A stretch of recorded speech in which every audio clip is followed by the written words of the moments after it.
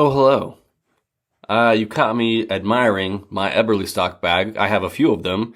And the reason I admire it so much and I love using their gear is because it's amazing. So, one of the other reasons I love Eberly stock is they support military and law enforcement openly. And what I mean by that is there are other companies out there where they will make gear specifically for us, but we're more like a dirty little secret. Where Glenn Eberly, the founder and owner of Eberly stock, is a veteran, a former Olympian, and a proud supporter of not only law enforcement but also military folks. And on top of that, they make the best gear and apparel, the bags and apparel that I've ever used. So head on over to Eberly Stock, put in the Ones Ready code for your 10% discount, and make sure that you're supporting the folks that openly and honestly support us. Appreciate it. Hey, everybody. Welcome back to the Ones Ready podcast. We're happy to have you.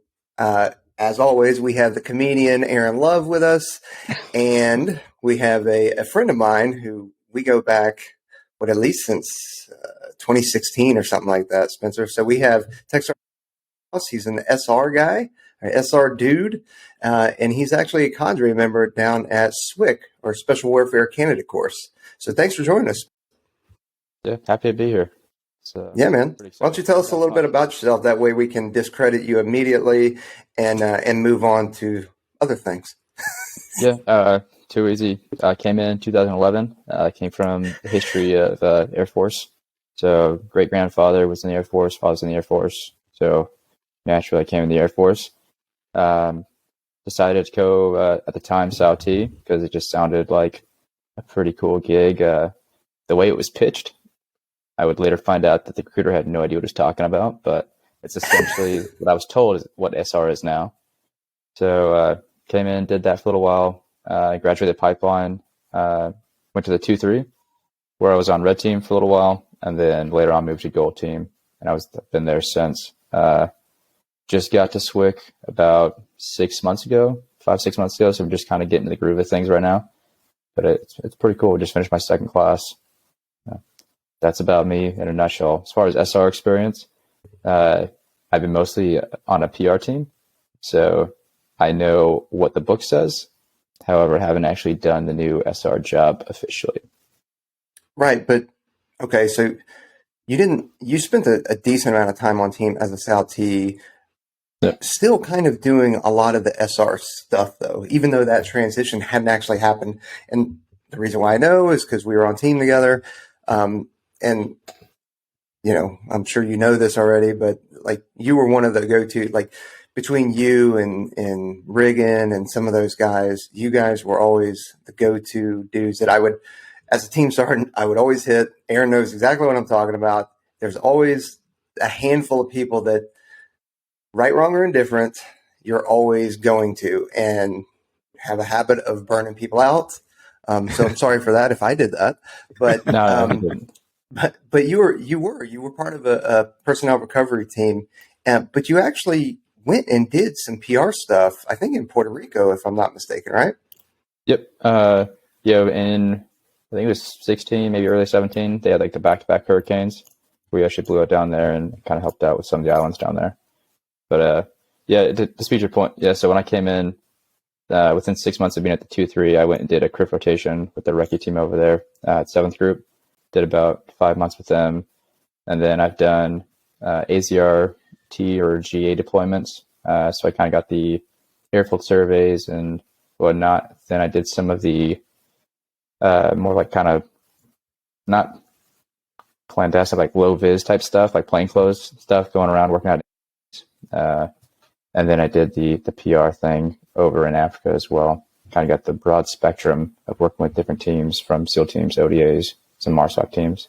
So yeah. So even though you might not have, even though you might not have had like those mythical 2 letters, those SR letters attached to your name, you were still really supporting, strike, access, and recovery from the 2-3. Like that's really cool experience, because we get those questions a lot. How does SR fit into those mission sets? And people, I don't know why, but people can't put the capability inside of that mission set. Like having an SR guy on a PR team or on an airfield seizure team is invaluable.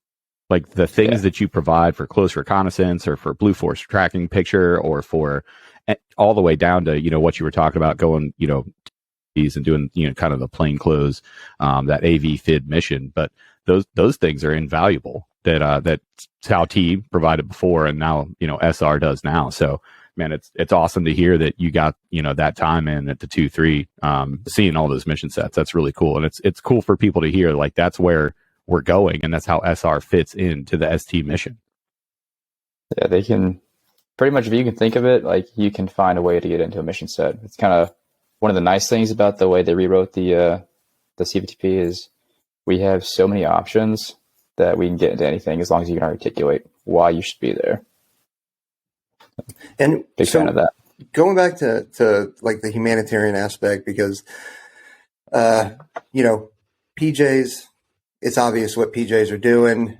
Combat controllers, it's airfield stuff, it's HLZs and that kind of stuff. And what is SR doing in a humanitarian type mission? You know what I mean?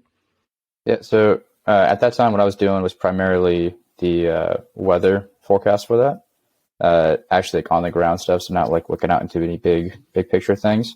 And then kind of the terrain assessments, like actually, can we get aircraft in? Can we get vehicles around here? Like where, like the hot spots, like where do we actually need to get people out? Like risk of landslides, mudslides, anything like that. Like risk of like high flooding, like where we actually need to get aircraft to go help people out. Okay. I mean, that all falls into Recce, your full spectrum survey kind of stuff, which I know that you did a lot of when you were deployed to Africa and stuff like that. So, I mean, that's all real important stuff that it's easy to gloss over, really. But those things that information that you're providing provides a lot of, I'm skipping around because I'm trying not to use a bunch of acronyms like we've already used.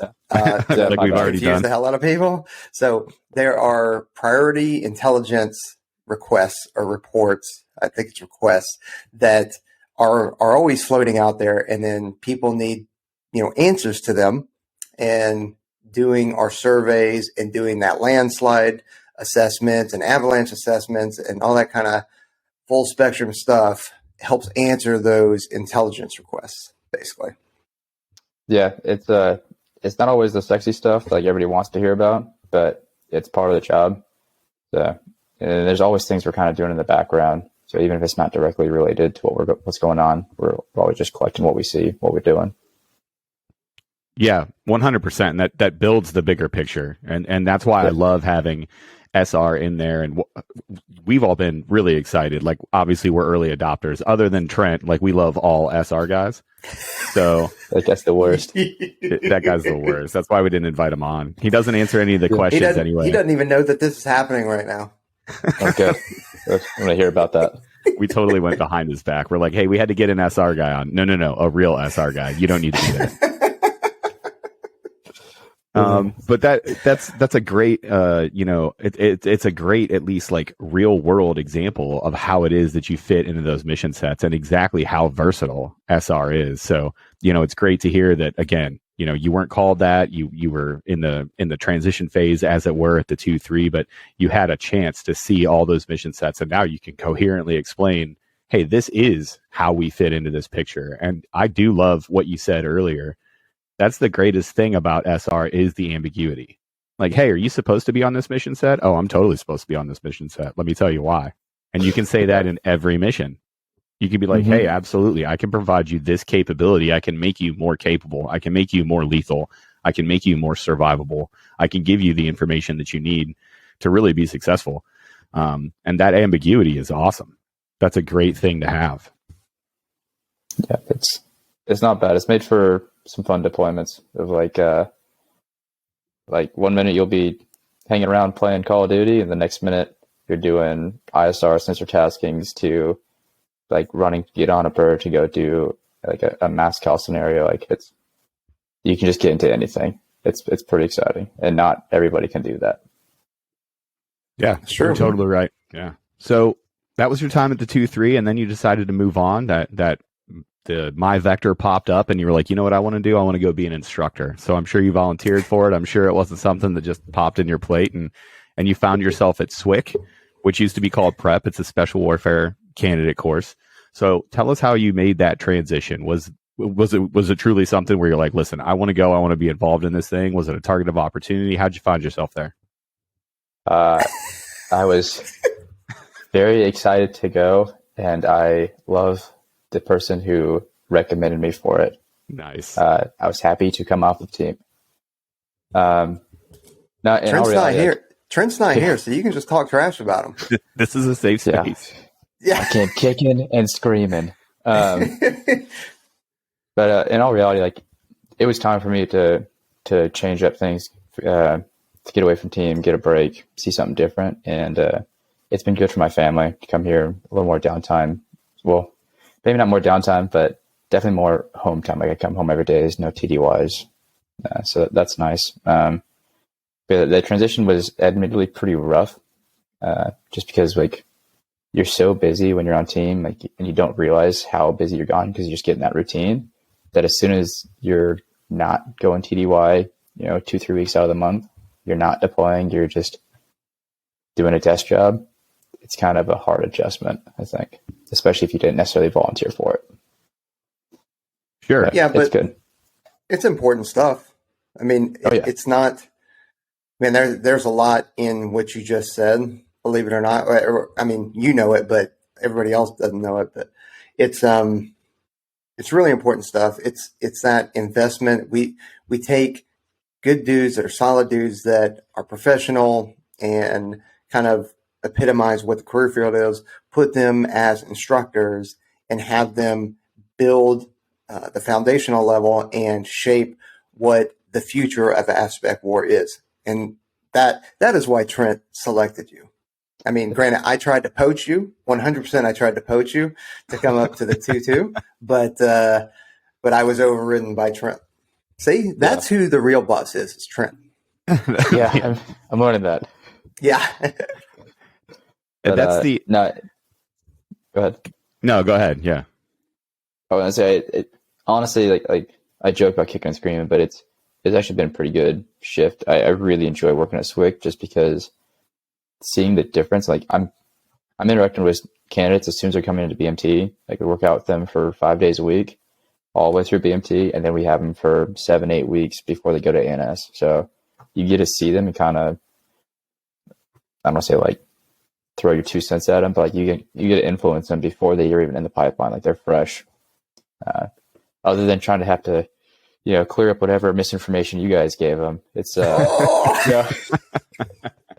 yeah, I assume that there's a pretty good amount of that, of just like, well, Aaron said, and you like, first of all, Aaron doesn't know anything, so shut your mouth. Like, Aaron and Peaches told me we can just do whatever we want. Rank doesn't matter. Oh man, I hope that's an actual conversation.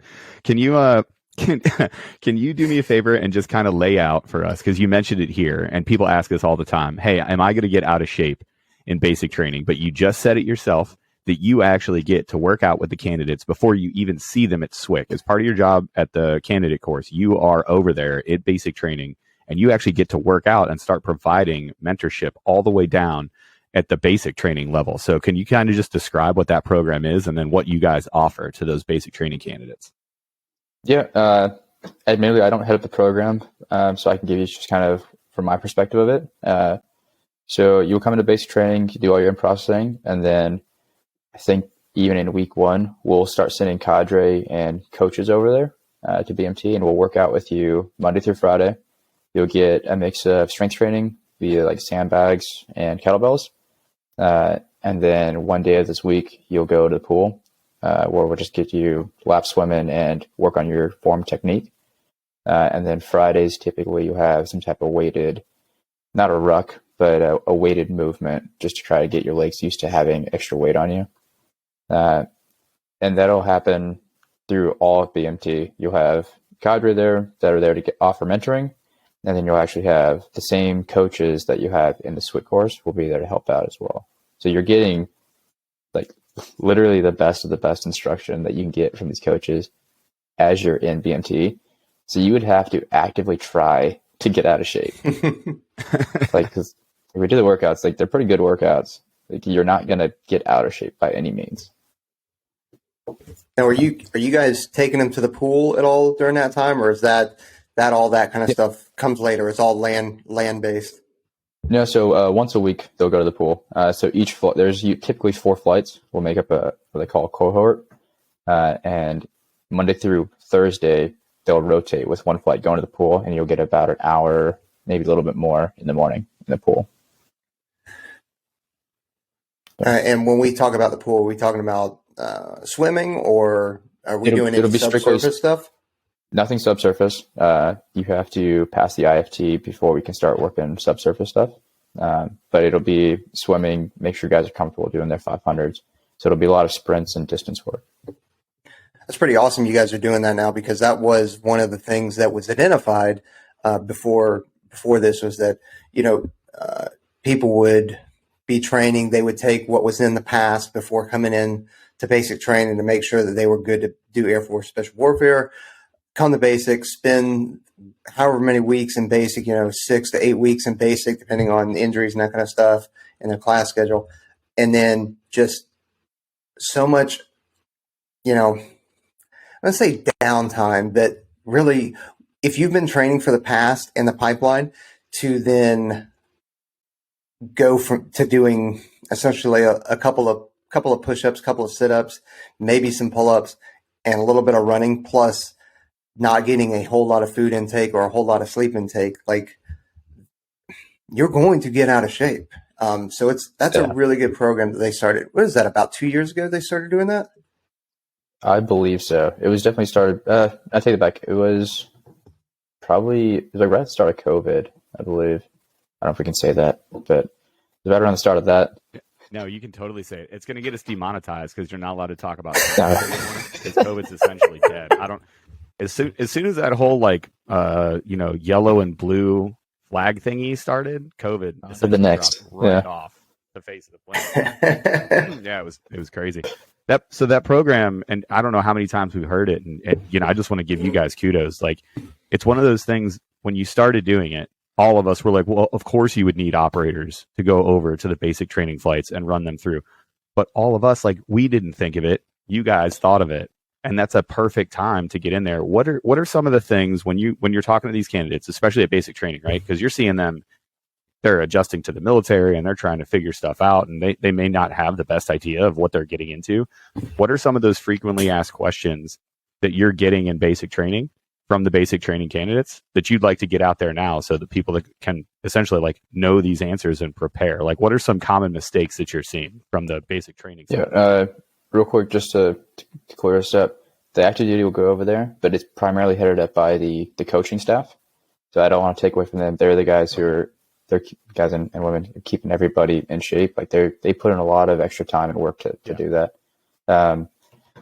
Questions that I've seen a lot of are some people, I don't know how they get the information or where they think they got the information, but they'll ask some questions that are so wazoo and specific that they have to be talking to somebody in the career field. I'm not, I don't know. Most of it comes from they're not worried about their 5-meter target, right? They're worried about hey, after I get my beret, can I go out and work with the SEAL team? But you got to pass your IFT first. Probably focus on that. And usually those are the guys, in my experience, the ones that are more worried about the 2-3 years down the road of what's the nitty gritty on team. Those guys are the ones who aren't ready, and they'll fail out either their initial IFT or they'll quit during SWCC. I think I haven't had the boot question. I know when I went through, the boot question was all the time, what does every operator wear? What's the best boot? And I haven't had that one yet. I was looking forward to it, but I haven't had it. We have. Yeah. Yeah. I was going to say, do you want me to print off the DMs of people asking, what's the day-to-day like? What do you do when you don't deploy? When you do deploy, what do you do? What kind of boots are you wearing? Can I go to sniper school? When do I get to do Jason Bourne stuff? We have so many questions. Yeah. I'm blanking out on the big ones, because some of them are, like I said, are so specific that they just throw you off. That I've never been asked that in my life. I don't know what toothpaste I used while I was deployed. I used toothpaste. It's Yeah, I wish I had a better answer, but like it's a lot of the stuff that doesn't have to do with training. And really, I would say if you're coming in, focus on getting through BMT, focus on getting through SWCC, then hey, like just keep looking at the next school. Otherwise, you're going to get distracted and bogged down. And those are the people who come into the cadre office and are like, I've lost my why. What do I do from here? Like, I can't help you if you don't have it. Yes, essentially the whole, football player on the football field, wide receiver, ball gets thrown to him. He's already thinking about the end zone, takes his eye off the ball, automatically starts turning, drops it. Like, hey, yep. That's an issue. Guess what? You didn't make the completion. Right. So no touchdown. Got to have the catch before you get the touchdown, my guy. Yeah, exactly. And we tell people that, or we try to all the time, is, focus on the 5-meter target. Focus on, just get your initial fitness test done to where you can just do it all the time and it doesn't become a worry. We have people that are still I don't know how my IFT is going to go this week. And at the same time, they're like, okay, so when I get to request, if I get to work with or SEAL Team 6 on my first deployment, who should I work with? And we're like, hey, guy, yeah, you're running a 15-minute mile right now. We got other problems. Bigger issues. Yeah, I would say if you're borderline on your IFT, it's not the time for you. You need to be able to come in comfortably, knock that out. You should roll out of your bed on your worst day and be able to pass that. Just kind of that's what we used to say about the AFSOC. You should be on your deathbed, roll over, and still be able to do an AFSOC. So same thing with the IFT, because if you can't do that, you can't even start the course. So lifting weights doesn't matter, rucking doesn't matter, because we won't take you. We've dropped people for being a second over on the run. We've dropped people for not touching the wall when they're underwater and popping up this far away. They just didn't touch the wall and pop. They're dropped from the course, so they don't even start. It's very strict in that standard. Nothing's going to be bent or broken. There's not going to be oh, well, you could have made it. Not giving it to you. If you don't pass, you don't pass. You don't start. Man, it's almost like we've said that before, but you're hearing it from an actual instructor instead of some random dudes on YouTube. Yeah. some random chucklehead. So, go ahead. But that's important for everybody to hear too, because we do have people that listen to the podcasts that are in the career fields. But I think it's important to highlight, hey guys, this isn't Candyland. You're not just showing up and getting massages every day and whatever. We have immutable standards that are not changing, and it's still hard. And you guys are bearing that standard forward. So I love highlighting it when we hear it. I don't think it gets out there enough, but I think people have a misconception of, the basic training program and then the SWCC program in general, which is, one of the reasons why we wanted to have you on. That and you're the best SR guy in the Air Force to include Trent. So I don't need that getting around. Not my words. Not my words. Yeah. So, talk about the graduating basic training and that kind of what happens. They graduate basic training that day, and then what happens? So they'll graduate basic training, and then we'll have cadre, typically at the course chief, and then the MTLs will go over and pick them up and bring them over to SWCC. And then they'll spend a couple of days in processing, kind of doing 0-week style stuff, getting their initial issue, kind of doing their initial team building, who's who kind of thing. And then that following Monday, it's right into the course. So it's not a quick, or it's a pretty quick transition. Basically just enough time for them to get their equipment, set up their bunks, figure out where chow is and who to talk to if you're hurt or if you want to quit. So. Do you get many people that quit during that 0 week, that are just they've been thinking about it during the entire basic training, and then they get here and it's actually, oh crap, I'm actually about to start, and then screw this. Yeah. I don't have the exact number. I want to say ballpark, the last BMT was around 20-ish that right before they even started, they quit. We had a few prior service guys that came in, hadn't even in process yet, but they took the time to get the flights over, quit. So I think it's that that anticipation, right? You're on the tail of a bird about to jump out, and it's do I really want to jump out of this plane? I think that's what's getting to them, because they don't start. They get right there, and technically they're not allowed to quit. So we had to well, you have to start the course anyway. You have to go take the test because I can't drop you from a course you haven't started. So. Right. You're not even in a course yet. And that's where when people will hear this stuff and they'll be like, yeah, we heard you're not allowed to quit. Like you're going to make it through.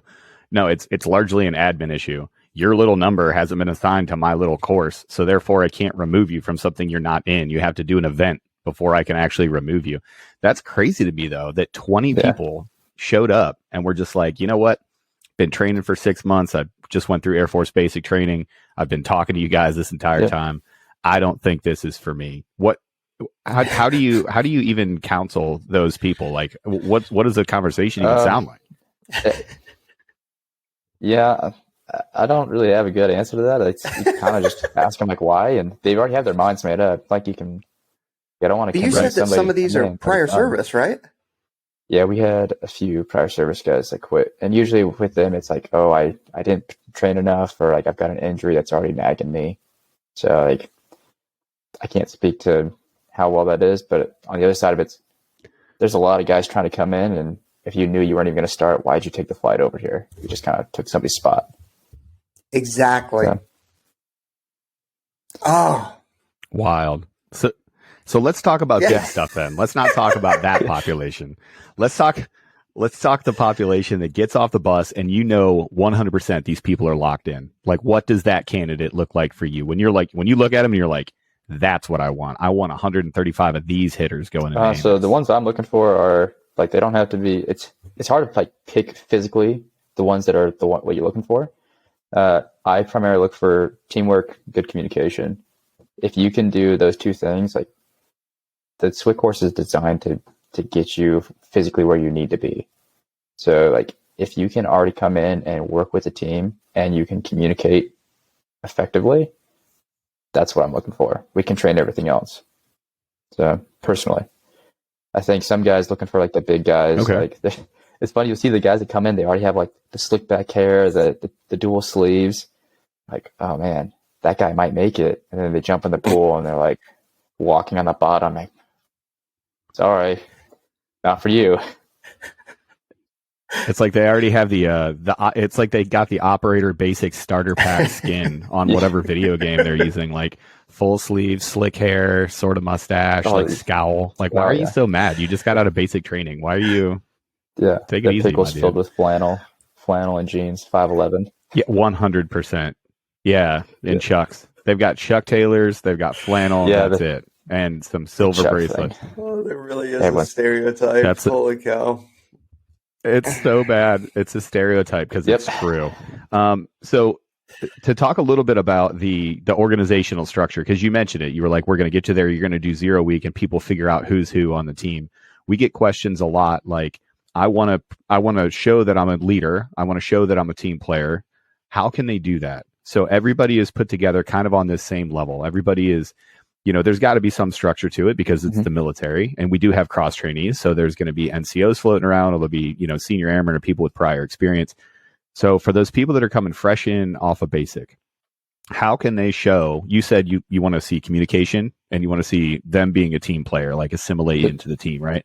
So what does that look like? So how can they show you the cadre? Like, I'm here for the team. I'm doing what I'm supposed to, and I am a leader at my level. So, it all goes to like their level, right? So like, I don't expect an airman to jump right out of BMT to jump up and be like, all right, I'm going to lead all 230 of this class and start directing everything. Like, the initial portion of that is going to be the NCOs that are come in are just naturally because of rank. That's how it's going to fall into the order.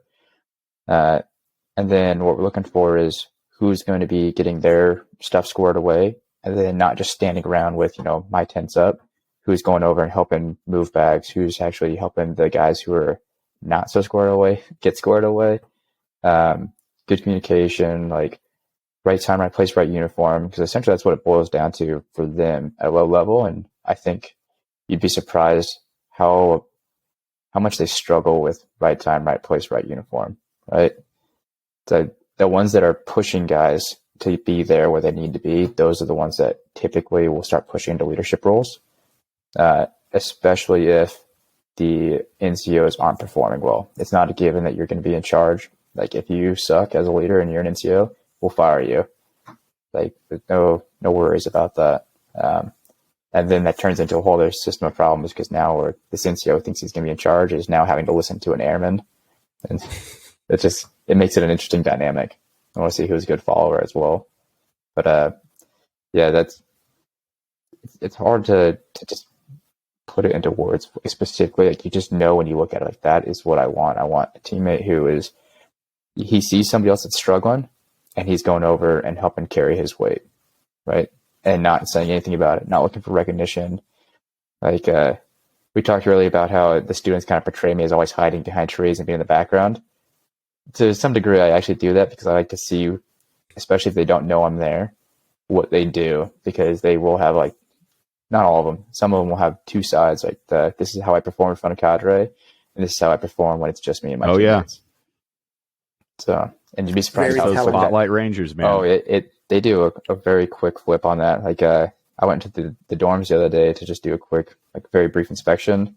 I hadn't even made it out of the dorm, like the bay, and they were already screaming and yelling. I just kind of stood there for 5 minutes. I was like, wow, okay, this is how you're going to treat each other.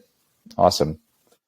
So fantastic. I love doing that too as an instructor. Well, there would be you're muted, AA, Ron.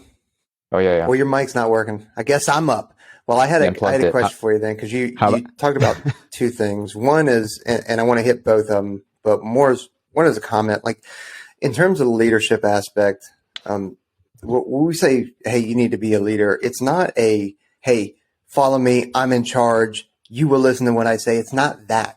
You can be a leader and be the lowest ranking person or the youngest person on that team. And it's not always hey, everybody listen to what I'm saying. Sometimes it's a one-on-one, like, hey man, let me talk to you. Let me get you through this. Like, let's talk about what's, crushing you right now, whether it's physical stuff, whether it's stuff back home. Like, it could be that simple. So that's what we talk about when it's being a leader.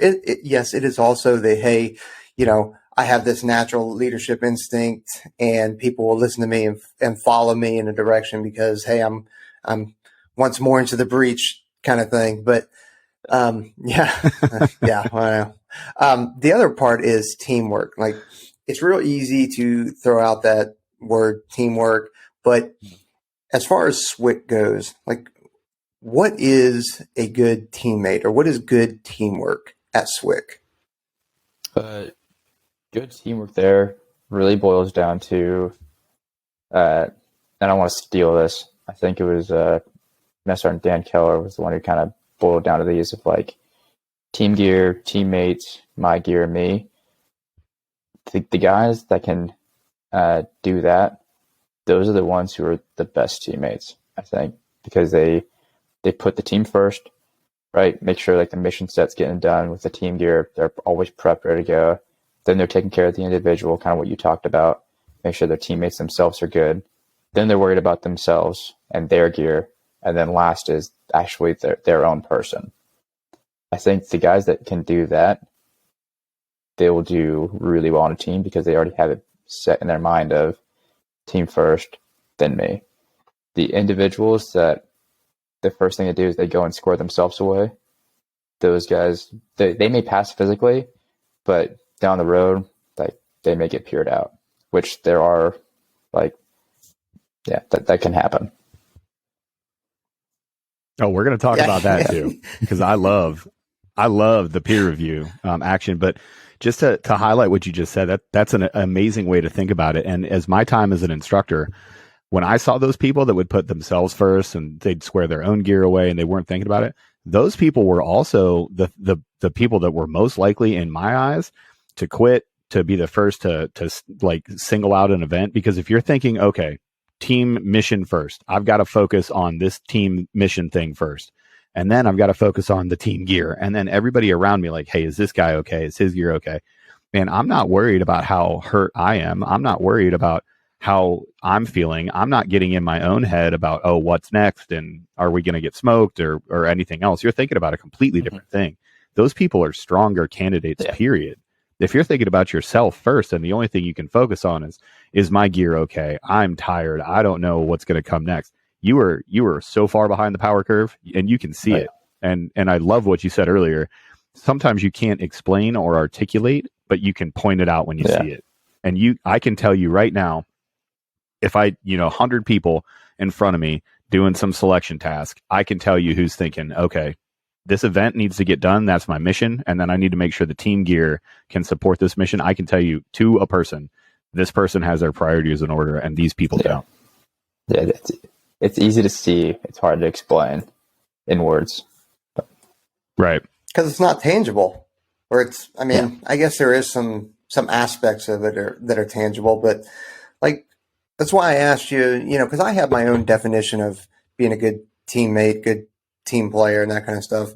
But hearing other people's definitions and definitely different ways to articulate it. Like Dan said it a good way, team gear, teammates, personal gear, personal whatever, like that's really good. I would always, I like and that. I always equate it to like, hey, if you're on the pool deck or you just get done with a dive, and all the tanks, all the gear, the buoys and everything are all on the boat. And then I'm taking my personal gear to the truck to load up versus while everybody else is unloading tanks, which are heavy, tanks onto the dock and that kind of stuff. While everybody's doing that, I'm sitting here loading my stuff into the truck and then I'm coming back. Like I'm wrong. Like that's not being a good team player because everybody else is taking care of the stuff that I should be also involved in. And to those dudes, when you went and did the inspection, to those dudes that are sitting there yelling at people, like I think about it this way. Who are you going to get to follow you more? Whether you're sitting there yelling at people or if you can just remain calm, have an even keel, whether it's good, bad, ugly, whatever, you just maintain the same demeanor and press on. Like just throwing that out there. Not saying I'm a great leader because I'm not, but like I've got an even keel kind of thing. Well, I was laughing. I was laughing because he was just describing him at the unit and me at the unit because we get to work together. Like I just yell. That's my default mode. Like you'll respect me. I default to rank. Be like refer to me by my whole rank, and then I just scream at people. It's my MO. And then Peaches gets to come in. He's like, hey, guys. And everybody loves him. It's always it's a nice dynamic. Speaking of people that are terrible to an organization like myself. So let's talk peer reviews, right? So there's a whole other aspect to this. And this is one of my favorite things that we've injected into the art that is our selection process because it's a lot of science, but there's a lot of art involved too. Peer reviews and really getting feedback from the team. This is huge. Because, Peaches and I, over our careers, we've worked with so many people that fit this description. For some people, I am this description. But this guy is great. He's tactically proficient. Okay, fine. He knows how to do the job. But I can't stand being around him in the team room. He is just a cancer to the culture, and we don't like this guy, right? I love that we've injected these peer reviews so that you can kind of pull the curtain back when you're not there, when you don't have because everybody, and I'll say it as transparently as I can, when you're in a school and when you're in a selection course, of course, you are presenting what you think the cadre want to see. You can't help but get away from it, right? You want to get selected, so you're trying to emulate those things. Some people, that masks who they truly are, right? And the peer review process is meant to show you, no kidding, like, okay, is this person really a team player? Or are they just doing it for the cadre? So can you talk, about the peer review process and then how people can be successful? Yeah. So I can't speak about it to selection. I just want to make sure I don't work at selection. Okay. And so I don't want to speak to their process if they do or don't do anything like that there. At the SWCC course, we've started implementing it to get that better idea of what's actually going on behind the scenes because it's very difficult for us, especially when we were kind of minimally manned at the time. Now that we're the 2-2 South, we got plenty of people, but but at the time it was difficult to have 200 people, right? And you had 4 cadre to observe all of them. Like you're missing things. So we've kind of started like doing a rack and stack, like top 5, bottom 5, and then implementing feedback from the team themselves and then actually from the cadre. So just because it makes it a little bit easier, they can actually get something out of it. Because for some people, they don't know, or maybe they don't want to know. They don't realize that they're jacked up. And so for somebody to actually call them out, because for some reason, we're very hesitant to call each other out, or the candidates are very hesitant to call each other out professionally. Instead of like, hey, like, you're messed up because of X, Y, or Z, it's, you suck. You're the reason we're getting smoked. You got to go. Right. So trying to implement that in there. And a professional thing. Like that's hard.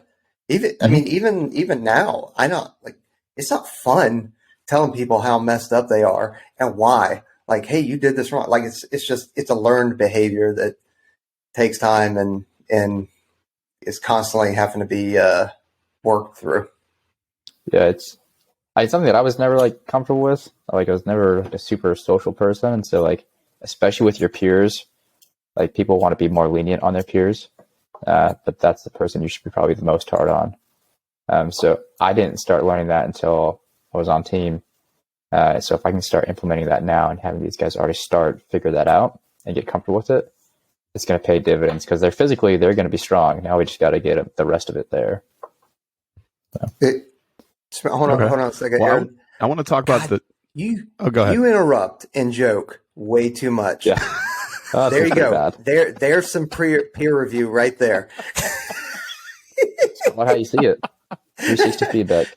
No, but all I wanted to add on to that, Spence, was and I'm speaking from, I know that you and Aaron haven't worked together, but you and I work together. Aaron and I work together, and you talk about the people that we should probably be the most critical of, or at least be willing to provide the most feedback, are your friends and your coworkers. And as somebody, like, if I'm messed up, I want you guys to tell me. Like, if I am doing something, because more than likely I'm not doing it with intent or malicious intent or anything like that. It's just something that I'm just not aware of. So providing that feedback to me and letting me know, it's kind of like, if I borrowed $50 from somebody, right, and it's been a couple weeks and I legitimately forgot, like, and I still owe it to you, remind me, because I'm not purposely trying to stiff you out of money. It's just I have forgotten. So please let me know. It's just like that. If I am messing up,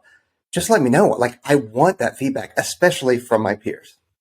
Yeah, and you're gonna be better for it. Like, if I can call you out and it gets the situation fixed, a lot of time it can save them some pain down the road, in particular to the pipeline. Yep. Proceed, Aaron. Absolutely. Let's thank you, Chief. There was a knife hand in there. Let's talk about this. Let's talk about those bottom five, right? So we have a top five and a bottom five. What are the common problems that are landing guys and girls in that bottom five? So there has to be like some sort of common trait where you're like, this person, they go to sleep early, or this person has bad personal hygiene. What are the things that are landing them in that bottom five? Usually it goes back to the two things I look for, which is communication and teamwork. Either they're really poor at communicating, just like, again, it's kind of like that whole sense of like, instead of actually saying and being direct what the issues are, they'll just kind of like, F you, F this, F that, and then nobody wants to work with them. Or they're the ones who, in front of cadre, they're picking up the most weight and making sure everybody's got water in their water bottles. And as soon as cadre turn around, they're gone. They're like in their bed, ready to go to sleep. Or they're the ones who don't do their details. Like, they're not actually cleaning the hallways or doing the latrines, or they're not the ones that are like emptying out the dryer lint. And so they break the dryers, which happens a lot. It's usually just the ones that they do actions that have been addressed, and they don't fix it because they think this is an individual course. This whole pipeline is individual. It's me trying to get my beret, not us trying to get our berets. Usually that's what lands people on the bottom. Occasionally you see somebody who's like, that guy sucks because he can't do pull-ups, but the vast majority of the time it's an actual teamwork or communication issue, or some variation of that. Okay. And then I assume the people that are landing in the top 5 consistently, like that focus group, those are the people that are truly putting out for their team, and they see it as a team event, putting that team and mission first as opposed to themselves. Is there anything else they're doing that's making them successful? No, they really just, again, from my perspective, the ones who really drive home, like we can see them driving it home, the like teamwork first, team before self. And typically the ones that are up there are, every now and then you'll get like an NCO, and then a lot of the time it's like a junior enlisted who is like risen through and demonstrated over the last 7 weeks, or in case of a BMT flight, the last 12 to 14 weeks, that they're for the team, they're for everybody getting through. Like they're the ones staying up late, making sure everyone's gear squared away. They're the ones waking up early, making sure, you know, the equipment's staged for the next event. Like those are the guys who typically rise to the top. So not switching gears really, but in order to, so I get to the end of SWCC. During SWCC, am I just taking IFTs, or am I taking a CFT, and then, or is it just I'm doing the CFT upon graduation? How does that work? No, so you'll take your IFT to get in. So you'll take 2. You'll take 1 at BMT, and then you'll take your IFT when you show up. So if you fail that IFT when you show up, it's not good. Most likely you're being dropped from the course. So you're not going to start. Unless you're hurt or something that is different. And then usually weeks 2 and 4, you'll get right into doing a CFT. So the candidate fitness test, which is the longer ruck, the swim, like you're doing deadlifts, all the kind of the combine style events. And then you'll do one at the very end as well. And then additionally, you'll do it's kind of like a combat water survival test light, where you'll go into the deep end with your ruck, full uniform, helmet, weapon. You have to go to the bottom, ditch all your equipment, and then rise to the surface of your weapon, and you have to swim across the pool. That has gotten a lot of people, but that is an official exit standard now.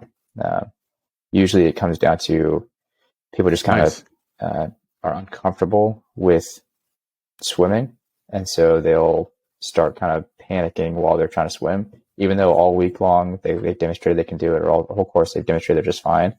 Usually like test anxiety, and then they'll start like, oh man, this is literally a go no go event. So if you fail that, you don't pass the course. So hopefully you get washed back. If not, you can be eliminated completely. So for those CFTs that you're taking at week, I think you said 2 and 4. 2, 4, and the last week. Okay, so obviously the last CFT you got to take, you got to pass. Do you have to pass that first CFT, or is that kind of like a progress check kind of thing? So you need to pass it. Admittedly, I have not seen anybody fail the CFT since I've been here. So I need to get into that and get a better answer for you, because I don't know. I haven't had to deal with that personally yet. So I'll get back to you and give you an answer, because I don't know. But what I would imagine is going to happen is if you fail the first time, you're going to get like remedial training, identify what happened, and then we'll work with the coaches to get you built up, and you'll have to pass it the next time. That being said, so you do need to pass the final one. All your scores cumulatively from your IFT to your last CFT and the water survival test, all those scores will go into a big calculator that'll determine how likely you are to get the job that you want. So you're going to want to pass those tests as much as you can, get the best scores you can. And that's another part of this that I'm really glad you brought it up. But people always ask us, okay, well, I'm going in SWCC. I don't have a job, but I want to be a special reconnaissance, or I want to be pararescue, or whatever. So you're telling me that's how they can actually affect that process. Can you just expound on that a little bit more? So it's awesome that you guys have predictors. Like if you score this, then you'll be qualified for these jobs. That's awesome. Can you tell us like some tips and tricks for people that come in? Let's say they do want to be SR. So when they get there, can you give them the roadmap of here's how you need to perform? You don't need to put like specific numbers to it, but how can you guarantee that you get the job that you want? So the best way you can guarantee that you're going to get the job you want is, so when you come in week 3 of SWCC, you're going to put like kind of a dream sheet, like your top choice, put that on there. And hopefully by this point, after 3 weeks, usually people have kind of got it figured out. That we'll digress here is usually everyone comes in and wants to be a PJ, and then they do the first 2 weeks, 3 weeks in the pool. Perfect. That makes sense. And then by week 3, you'll have like a line out the course chief's door that's like, we want to go TAC P. So have an idea by then what you want to go, because once you put it on that week 3, that's about a 95 to 99% solution for where you're going to go, as long as your test scores meet it. And so your test scores, your PT test, it's all going to be kind of accumulated. And so the higher your PT score, the more likely you are to get the job that you chose. If I wanted to go SR and I've got one of the top PT scores, I'd say it's about, like I said, like a 99% chance I'm going SR.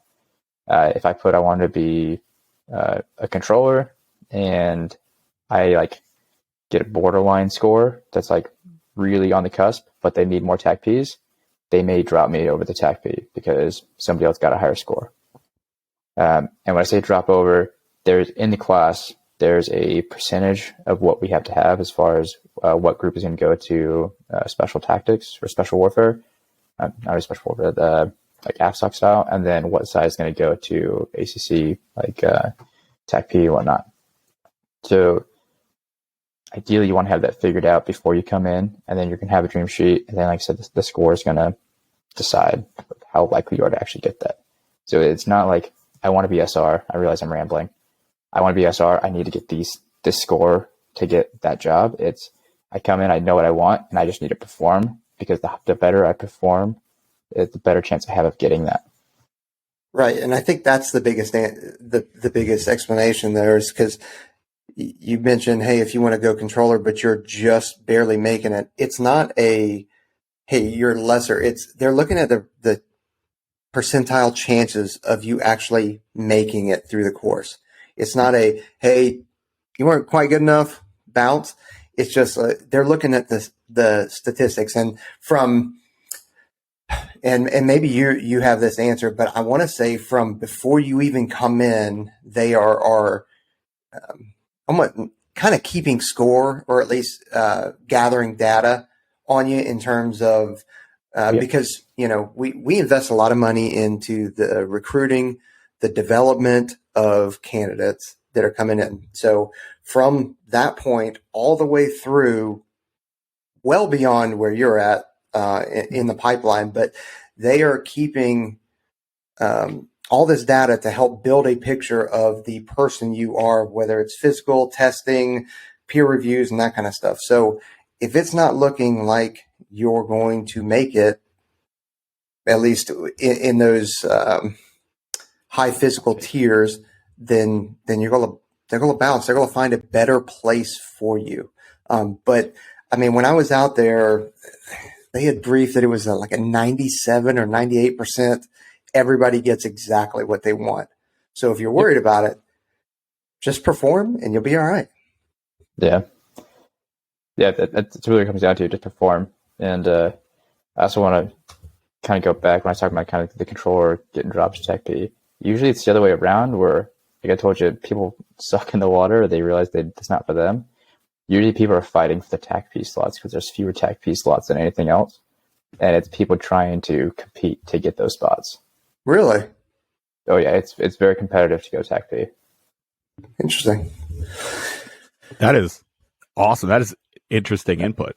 So why is it so competitive for people to go TAC P? I think so. There's the individuals that come in that want to be TAC P, and then there's the other part that came in, like kind of the open general, and they're like, or open special warfare, and they think they're going to be in the water, but I think maybe they just they didn't fully understand what they were getting into, because we don't do super heinous water sessions, but we do introduce them to like buddy breathing underwater, so all the water con events, right? Water skills, and usually by then, like, they decide, well, it's not for me. I don't want to go do pre-dive. I don't want to do ANS. Right. I don't want to do, and so then there's a mad dash to try to fill the remaining TAC P slots, because they think that, I can say they think that they give the perception that TAC P is going to be easier, and it's not. Their course is heinous, absolutely heinous. Yep. So, yep. Yeah, I don't. And guess what? They're swimming now too. Oh yeah, they still swim. And guess what? Yeah, you still swim. Like all the way through SWCC, they'll still swim, and they're like, oh, it's done, and then they go do like block 1, 2, 3, 4, and they're swimming. Like times are changing. So, yeah. Thanks. No big deal. So the one thing that we always ask all of our guests, and you're in a prime position to do this, right, is for your piece of advice. So there's a whole group of people, be it cross trainees, people coming in right off the street, people that are in depth right now. They want to be successful and they want to do one of these jobs, right? Like there's a whole pool of people sitting in SWCC right now, waiting to see your shining face down at SWCC and down in at Joint Base San Antonio. So what piece of advice would you give to those candidates to get to where you are now? Like as the SR guy that you are, working with Peaches on red team and gold team down at the 2-3 and having the experience that you've had, and now you're trying to grow that next generation and really make your career field into something that we all think it can be. What piece of advice would you give to those candidates that are getting ready to come in right now? If you can get into like a team sport or something, that usually those people tend to be more successful because they don't have to learn how to be a teammate. And then as far as actually getting here and starting, run, swim, cals, because if you can't do that, you won't even start the course and your story doesn't begin. I know we used to talk about that before, like when I came in 11, it was if you could run, like it was your world. And now that's not necessarily the case. Like once you start the pipeline, like you have to be able to move heavy weight. That being said, if you can't run to pass the initial PT test, you're never going to have to lift that heavy weight anyway. So being able to start the course is probably more important than anything else. We'll teach you how to lift. Like we have phenomenal, like literally the best coaches out there to teach you how to lift weights, how to swim, how to run. Like the best nutritionists. They have people that will, if you have injuries, they will fix those things so as if they never happened. But it doesn't matter if you don't start the course. So train to start. I think we have 50 something students right now that either failed or washed back for failing PT events that are just sitting there miserable. They're hoping to get another shot. Man, you turn that 2.5 year pipeline into a 4. Yeah. Yeah, it adds up. Yeah, it absolutely does. Well, Spence, appreciate you joining us today. I think everybody can see why you're kind of, the SWCC creeper or the SWCC cheetah, whatever you want to call it, because you got this cool, calm demeanor, and you're just kind of just talking, and then wham, jump right up behind you because you didn't even know I was there. So, not surprised. Thanks for joining us, and for everybody out there, don't forget to like, subscribe, leave us a review. Tell us how funny Aaron is or not.